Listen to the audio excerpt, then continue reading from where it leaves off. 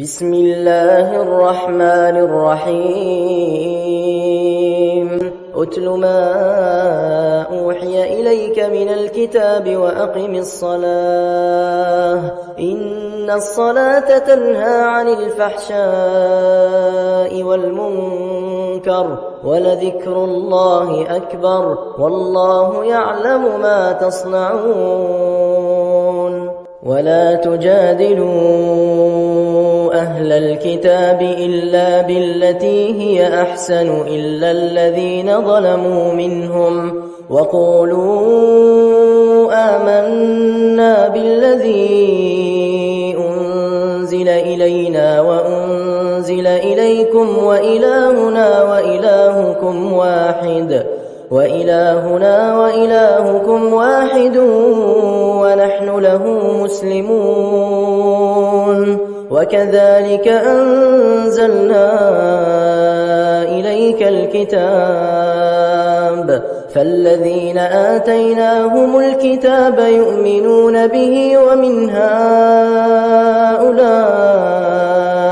من يؤمن به وما يجحد بآياتنا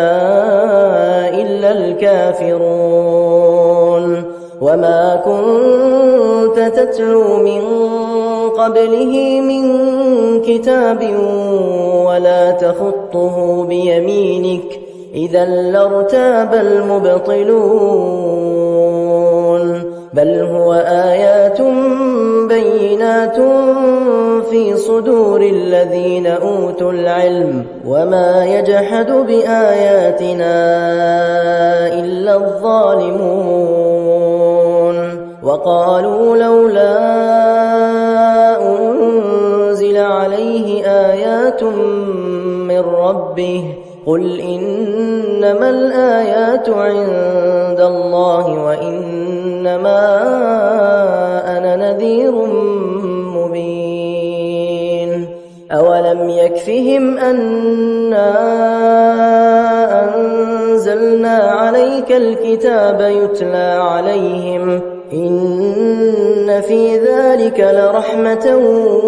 وذكرى لقوم يؤمنون قل كفى بالله بيني وبينكم شهيدا يعلم ما في السماوات والأرض والذين آمنوا بالباطل وكفروا بالله أولئك هم الخاسرون ويستعجلونك بالعذاب ولولا أجل مسمى لجاءهم العذاب وليأتينهم بغتة وهم لا يشعرون يستعجلونك بالعذاب وإن جهنم لمحيطة بالكافرين يوم يغشاهم العذاب من فوقهم ومن تحت أرجلهم ويقول ذوقوا ما كنتم تعملون يا عبادي الذين آمنوا إن أرضي واسعة فإياي فاعبدون كل نفس ذائقة الموت ثم إلينا ترجعون والذين آمنوا وعملوا الصالحات لنبوئنهم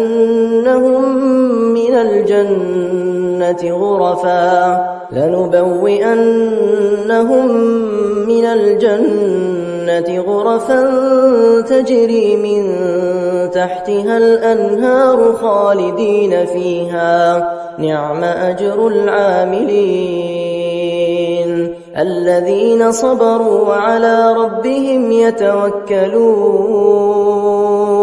وكأي من دابة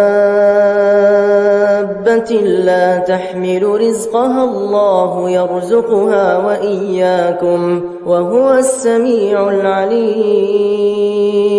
ولئن سألتهم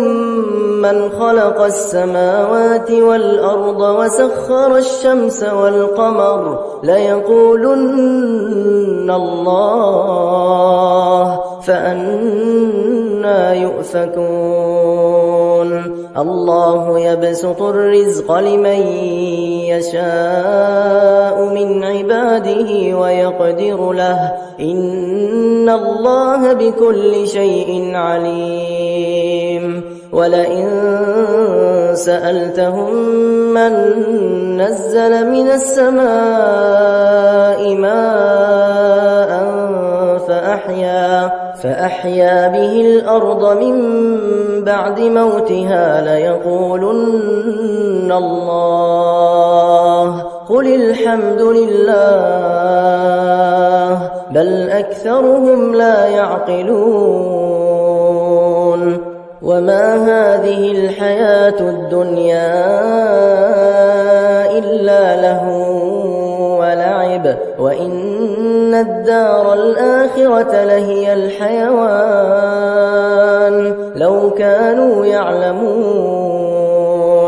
فإذا ركبوا في الفلك دعوا الله مخلصين له الدين فلما نجاهم إلى البر إذا هم يشركون ليكفروا بما آتيناهم وليتمتعوا فسوف يعلمون أولم يروا أنا جعلنا حرما آمنا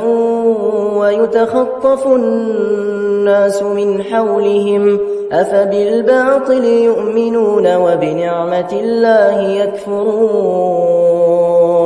ومن أظلم ممن افترى على الله كذبا أو كذب بالحق لما جاءه أليس في جهنم مثوى للكافرين والذين جاهدوا فينا لنهدينهم سبلنا وإن الله لمع المحسنين بسم الله الرحمن الرحيم ألف لام ميم غلبت الروم في أدنى الأرض وهم من بعد غلبهم سيغلبون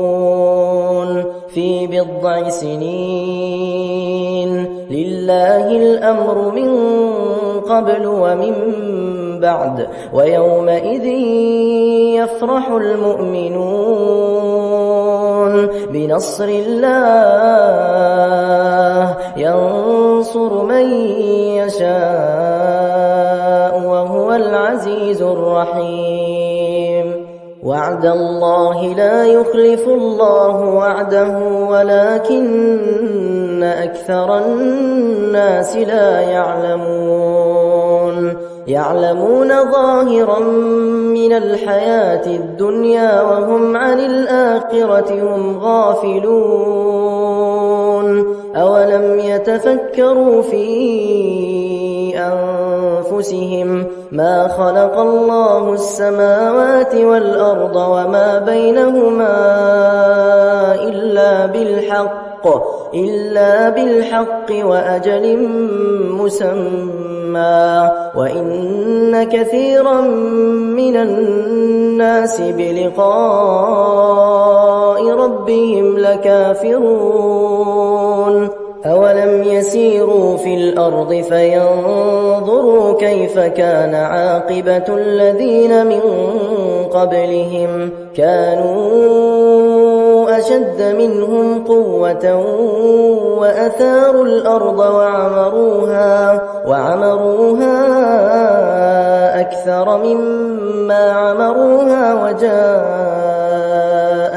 رسلهم بالبينات فما كان الله ليظلمهم ولكن كانوا أنفسهم يظلمون ثم كان عاقبة الذين أساءوا السوء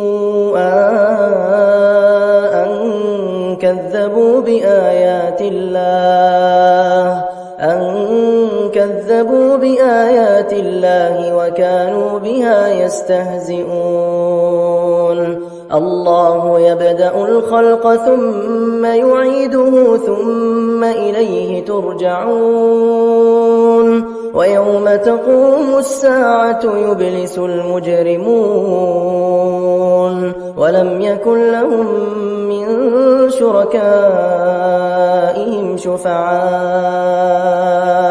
وكانوا بشركائهم كافرين ويوم تقوم الساعة يومئذ يتفرقون فأما الذين آمنوا وعملوا الصالحات فهم في روضة يحبرون وأما الذين كفروا وكذبوا بآياتنا ولقاء الآخرة فأولئك في العذاب محضرون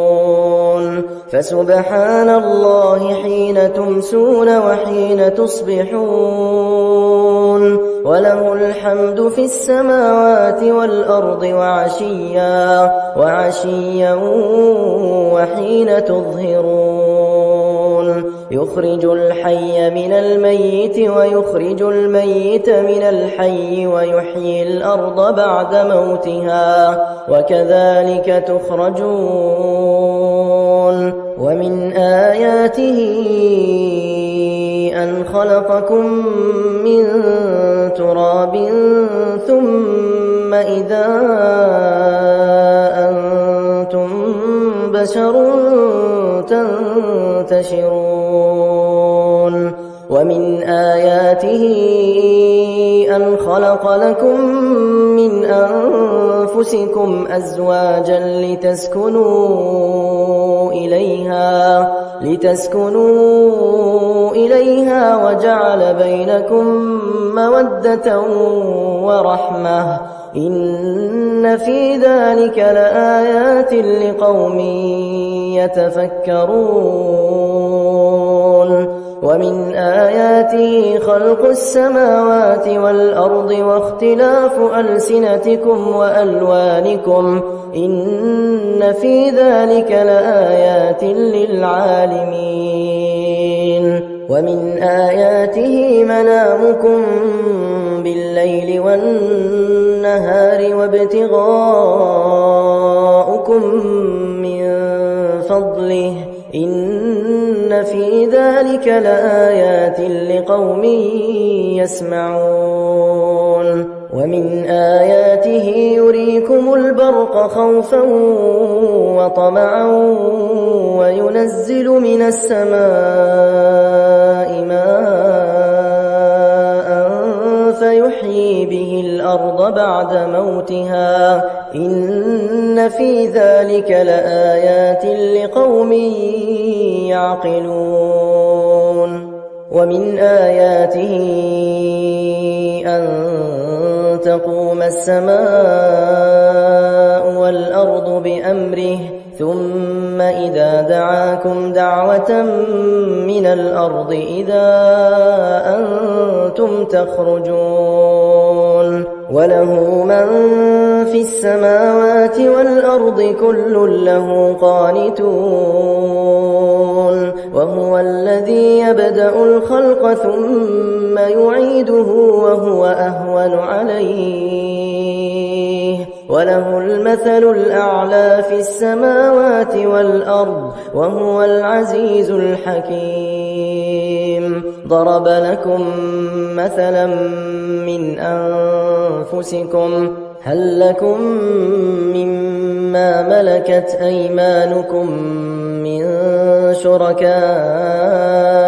فيما رزقناكم فأنتم فيه سواء تخافونهم كخيفتكم أنفسكم كذلك نفصل الآيات لقوم يعقلون بل اتبع الذين ظلموا أهواءهم بغير علم فمن يهدي من أضل الله وما لهم من ناصرين فأقم وجهك للدين حنيفا فطرة الله التي فطر الناس عليها لا تبديل لخلق الله ذلك الدين القيم ولكن أكثر الناس لا يعلمون منيبين إليه واتقوه وأقيموا الصلاة ولا تكونوا من المشركين من الذين فرقوا دينهم وكانوا شيعا كل حزب بما لديهم فرحون وإذا مس الناس ضر دعوا ربهم منيبين إليه ثم إذا أذاقهم منه رحمة إذا فريق منهم بربهم يشركون ليكفروا بما آتيناهم فتمتعوا فسوف تعلمون أم أنزلنا عليهم سلطانا فهو يتكلم بما كانوا به يشركون وإذا أذقنا الناس رحمة فرحوا بها وإن تصبهم سيئة بما قدمت أيديهم إذا هم يقنطون أولم يروا أن الله يبسط الرزق لمن يشاء ويقدر إن في ذلك لآيات لقوم يؤمنون فآت ذا القربى حقه والمسكين وابن السبيل ذلك خير للذين يريدون وجه الله وأولئك هم المفلحون وما آتيتم من ربا ليربو في أموال الناس فلا يربو عند الله وما آتيتم من زكاة تريدون وجه الله فأولئك هم المضعفون الله الذي خلقكم ثم رزقكم ثم يميتكم ثم يحييكم هل من شركائكم من يفعل من ذلكم من شيء سبحانه وتعالى عما يشركون ظهر الفساد في البر والبحر بما كسبت أيدي الناس ليذيقهم بعض الذي عملوا لعلهم يرجعون قل سيروا في الأرض فانظروا كيف كان عاقبة الذين من قبل كان أكثرهم مشركين فأقم وجهك للدين القيم من قبل أن يأتي يوم لا مرد له من الله يومئذ يصدعون من كفر فعليه كفره ومن عمل صالحا فلأنفسهم يمهدون ليجزي الذين آمنوا وعملوا الصالحات من فضله إنه لا يحب الكافرين. ومن آياته أن يرسل الرياح مبشرات وليذيقكم من رحمته ولتجري الفلك بأمره ولتبتغوا من فضله ولعلكم تشكرون. ولقد أرسلنا من قبلك رسلا إلى قومهم فجاءوهم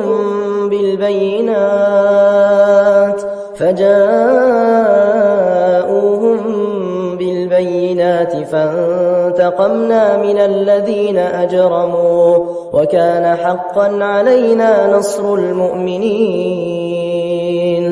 الله الذي يرسل الرياح فتثير سحابا فيبسطه في السماء كيف يشاء ويجعله كسفا فترى الودق يخرج من خلاله فإذا أصاب به من يشاء من عباده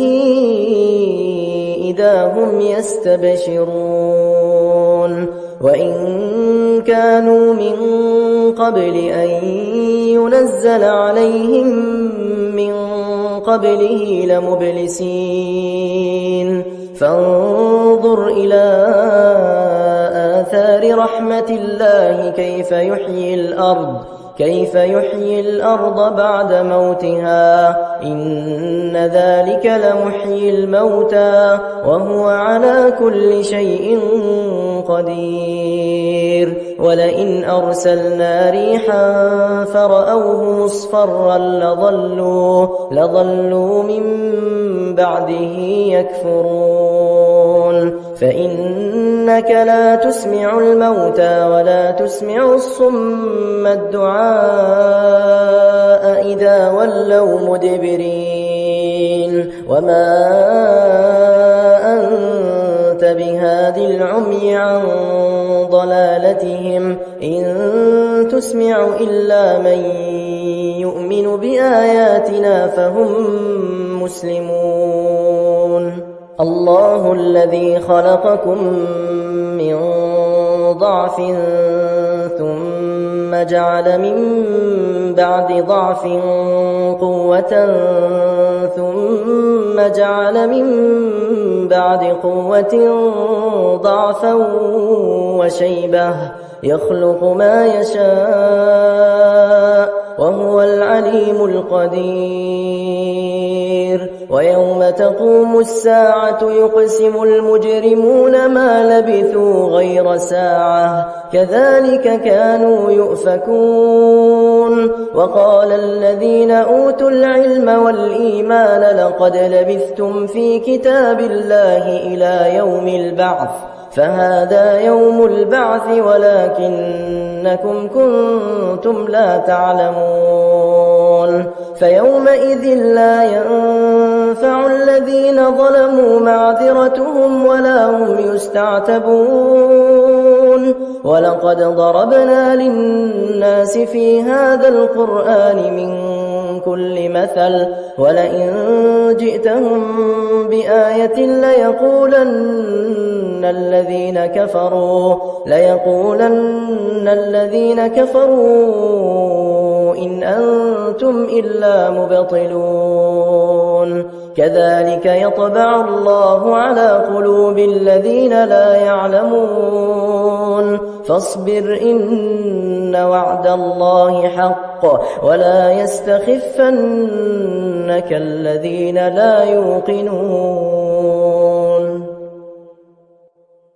بسم الله الرحمن الرحيم. ألف لام ميم. تلك آيات الكتاب الحكيم هدى ورحمة للمحسنين الذين يقيمون الصلاة ويؤتون الزكاة وهم بالآخرة هم يوقنون. أولئك على هدى من ربهم وأولئك هم المفلحون ومن الناس من يشتري لهو الحديث ليضل عن سبيل الله بغير علم ويتخذها هزوا أولئك لهم عذاب مهين وإذا تتلى عليه آياتنا ولى مستكبرا كأن لم يسمعها كأن في أذنيه وقرا فبشره بعذاب أليم إن الذين آمنوا وعملوا الصالحات لهم جنات النعيم خالدين فيها وعد الله حقا وهو العزيز الحكيم خلق السماوات بغير عمد ترونها وألقى في الأرض رواسي أن تميد بكم وبث فيها من كل دابة وأنزلنا من السماء ماء فأنبتنا فيها من كل زوج كريم هذا خلق الله فأروني ماذا خلق الذين من دونه بل الظالمون في ضلال مبين ولقد آتينا لقمان الحكمة أن اشكر لله ومن يشكر فإنما يشكر لنفسه ومن كفر فإن الله غني حميد وإذ قال لقمان لابنه وهو يعظه يا بني لا تشرك بالله إن الشرك لظلم عظيم ووصينا الإنسان بوالديه حملته أمه وهنا على وهن وفصاله في عامين أن اشكر لي ولوالديك إلي المصير وإن جاهداك على أن تشرك بي ما ليس لك به علم فلا تطعهما وصاحبهما في الدنيا معروفا واتبع سبيل من أناب إلي ثم إلي مرجعكم فأنبئكم بما كنتم تعملون يا بني إنها إن تك مثقال حبة من خردل فتكن في صخرة أو في السماوات أو في الأرض يأت بها الله إن الله لطيف خبير يا بني أقم الصلاة وأمر بالمعروف وانه عن المنكر واصبر على ما أصابك إن ذلك من عزم الأمور ولا تصعر خدك للناس ولا تمش في الأرض مرحا إن الله لا يحب كل مختال فخور واقصد في مشيك واغضض من صوتك إن أنكر الأصوات لصوت الحمير ألم تروا أن الله سخر لكم ما في السماوات وما في الأرض وأسبغ عليكم نعمه ظاهرة وباطنة ومن الناس من يجادل في الله بغير علم ولا هدى ولا كتاب منير وإذا قيل لهم اتبعوا ما أنزل الله قالوا بل نتبع ما وجدنا عليه آباءنا أولو كان الشيطان يدعوهم إلى عذاب السعير ومن يسلم وجهه إلى الله وهو محسن فقد استمسك بالعروة الوثقى وإلى الله عاقبة الأمور ومن كفر فلا يحزنك كفره إلينا مرجعهم فننبئهم بما عملوا إن الله عليم بذات الصدور نمتعهم قليلا ثم نضطرهم إلى عذاب غليظ قل الحمد لله بل أكثرهم لا يعلمون لله ما في السماوات والأرض إن الله هو الغني الحميد ولو أن ما في الأرض من شجرة أقلام والبحر يمده من بعده 7 أبحر ما نفدت كلمات الله إن الله عزيز حكيم ما خلقكم ولا بعثكم إلا كنفس واحدة إن الله سميع بصير ألم تر أن الله يولج الليل في النهار ويولج النهار في الليل وسخر الشمس والقمر كل يجري إلى أجل مسمى وأن الله بما تعملون خبير ذلك بأن الله هو الحق وأن ما يدعون من دونه الباطل وأن الله هو العلي الكبير ألم تر أن الفلك تجري في البحر بنعمة الله ليريكم من آياته إن في ذلك لآيات لكل صبار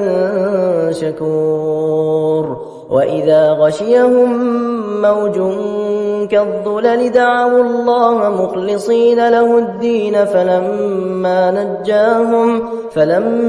نجاهم إلى البر فمنهم مقتصد وما يجحد بآياتنا إلا كل ختار كفور يا أيها الناس اتقوا ربكم واخشوا يوما لا يجزي والد عن ولده ولا مولود هو جاز عن والده شيئا إن وعد الله حق فلا تغرنكم الحياة الدنيا ولا يغرنكم بالله الغرور إن الله عنده علم الساعة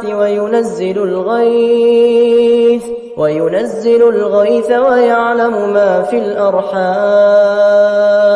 وما تدري نفس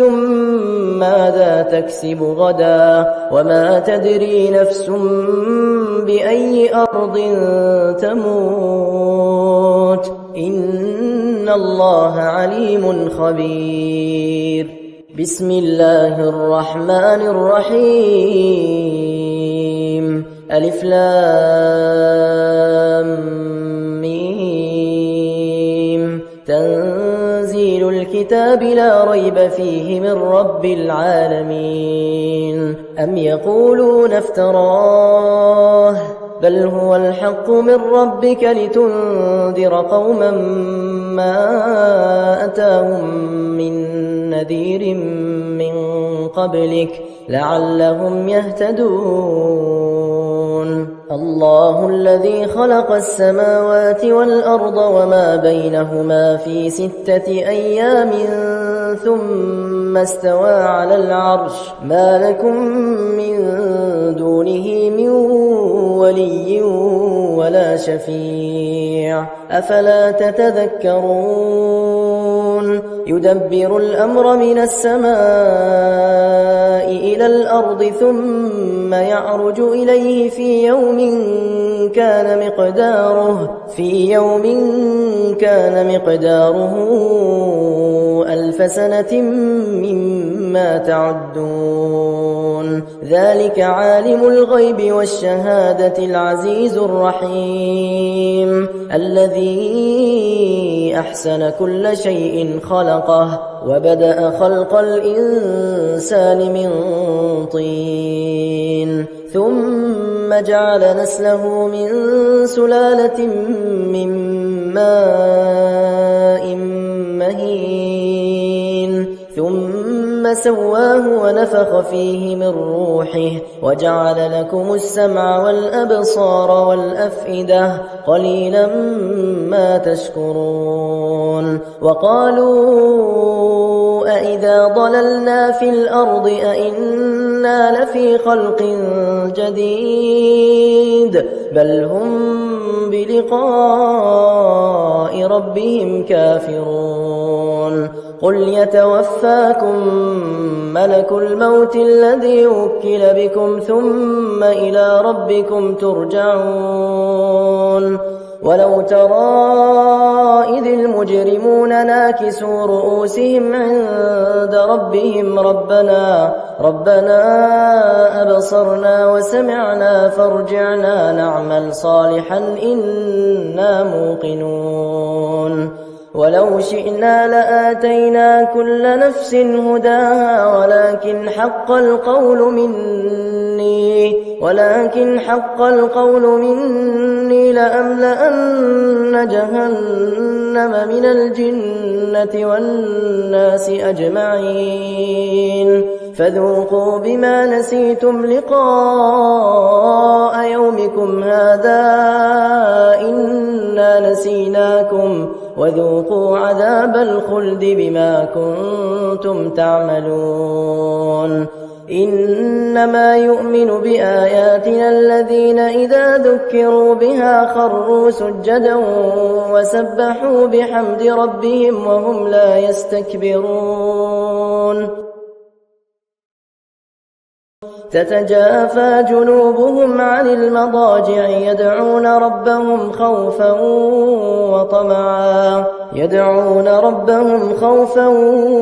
وطمعا ومما رزقناهم ينفقون فلا تعلم نفس ما أخفي لهم من قرة أعين جزاء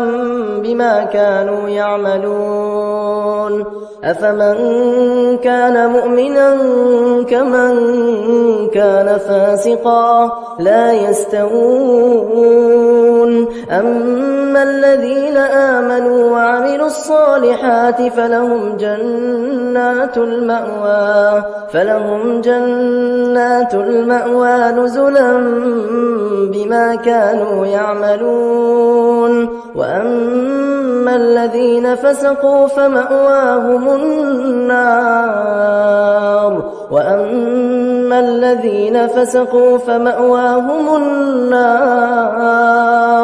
كلما أرادوا أن يخرجوا منها أعيدوا فيها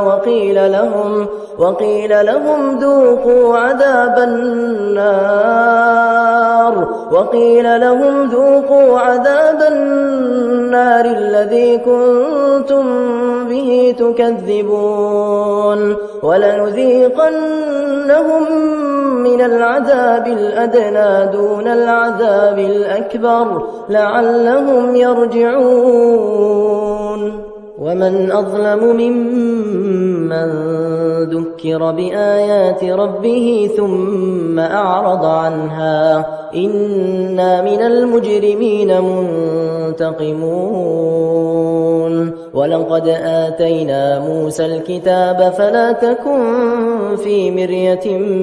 من لقائه وجعلناه هدى لبني إسرائيل وجعلنا منهم أئمة يهدون بأمرنا لما صبروا وكانوا بآياتنا يوقنون إن ربك هو يفصل بينهم يوم القيامة فيما كانوا فيه يختلفون أولم يهد لهم كم أهلكنا من قبلهم من القرون يمشون في مساكنهم إن في ذلك لآيات أفلا يسمعون أولم يروا أنا نسوق الماء إلى الأرض الجرز فنخرج به زرعا تأكل منه أنعامهم وأنفسهم أفلا يبصرون ويقولون متى هذا الفتح إن كنتم صادقين قل يوم الفتح لا ينفع الذين كفروا إيمانهم ولا هم ينظرون فأعرض عنهم وانتظر إنهم منتظرون بسم الله الرحمن الرحيم يا أيها النبي اتق الله ولا تطع الكافرين والمنافقين إن الله كان عليما حكيما واتبع ما يوحى إليك من ربك إن الله كان بما تعملون خبيرا وتوكل على الله وكفى بالله وكيلا ما جعل الله لرجل من قلبين في جوفه وما جعل أزواجكم اللائي تظاهرون منهن أمهاتكم وما جعل أدعياءكم أبناءكم ذلكم قولكم بأفواهكم والله يقول الحق وهو يهدي السبيل ادعوهم لآبائهم هو أقسط عند الله فإن لم تعلموا آباءهم فإخوانكم في الدين ومواليكم وليس عليكم جناح فيما أخطأتم به ولكن ما تعمدت قلوبكم وكان الله غفورا رحيما النبي أولى بالمؤمنين من أنفسهم وأزواجه أمهاتهم وأولو الأرحام بعضهم أولى ببعض في كتاب الله من المؤمنين والمهاجرين إلا أن تفعلوا إلى أوليائكم معروفا كان ذلك في الكتاب مسطورا وإذ أخذنا من النبيين ميثاقهم ومنك ومن نوح وإبراهيم وموسى وعيسى بن مريم وأخذنا منهم ميثاقا غليظا ليسأل الصادقين عن صدقهم وأعد للكافرين عذابا أليما يا أيها الذين آمنوا اذكروا نعمة الله عليكم إذ جاءتكم جنود فأرسلنا عليهم ريحا وجنودا لم تروها وكان الله بما تعملون بصيرا إذ جاءوكم من فوقكم ومن أسفل منكم وإذ زاغت الأبصار وإذ زاغت الأبصار وبلغت القلوب الحناجر وتظنون بالله الظنونا هنالك ابتلي المؤمنون وزلزلوا زلزالا شديدا وإذ يقول المنافقون والذين في قلوبهم مرض ما وعدنا الله ورسوله إلا غرورا وإذ قالت طائفة منهم يا أهل يثرب لا مقام لكم فارجعوا ويستأذن فريق منهم النبي يقولون إن بيوتنا عورة وما هي بعورة إن يريدون إلا فرارا ولو دخلت عليهم من أقطارها ثم سئلوا الفتنة لآتوها وما تلبثوا بها إلا يسيرا ولقد كانوا عاهدوا الله من قبل لا يولون الأدبار وكان عهد الله مسؤولا قل لن ينفعكم الفرار إن فررتم من الموت أو القتل وإذا لا تمتعون إلا قليلا قل من ذا الذي يعصمكم من الله إن أراد بكم سوءا أو أراد بكم رحمة ولا يجدون لهم من دون الله وليا ولا نصيرا قد يعلم الله المعوقين منكم والقائلين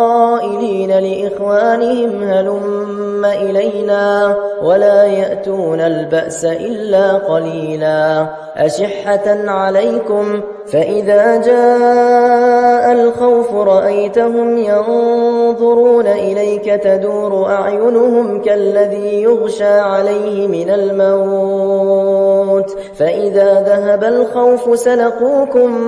بألسنة حداد أشحة على الخير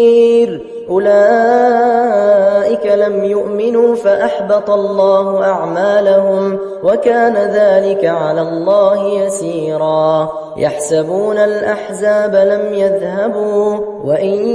يأتي الأحزاب يودوا لو أنهم بادون في الأعراب يسألون عن أنبائكم ولو كانوا فيكم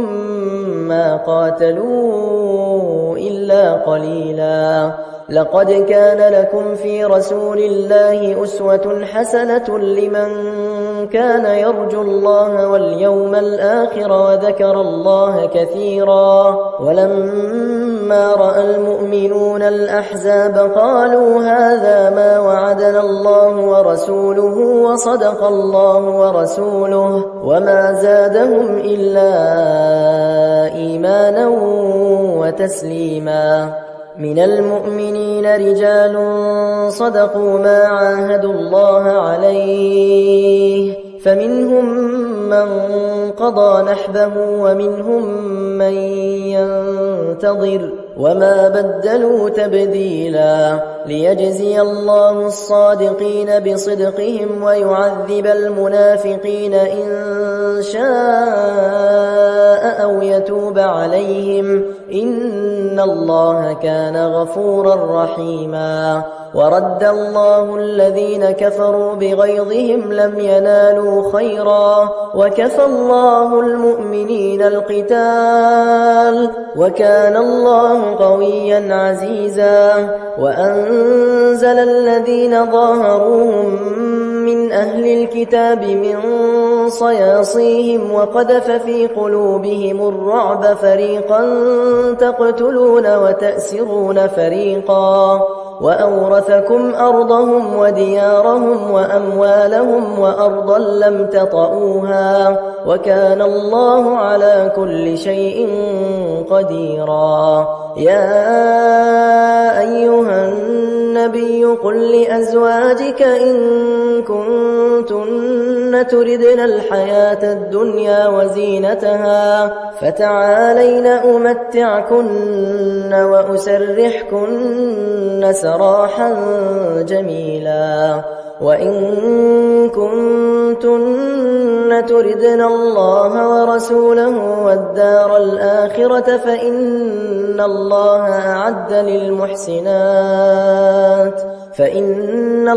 أعد للمحسنات منكن أجرا عظيما. يا نساء النبي من يأت منكن بفاحشة مبينة يضاعف لها العذاب ضعفين وكان ذلك على الله يسيرا.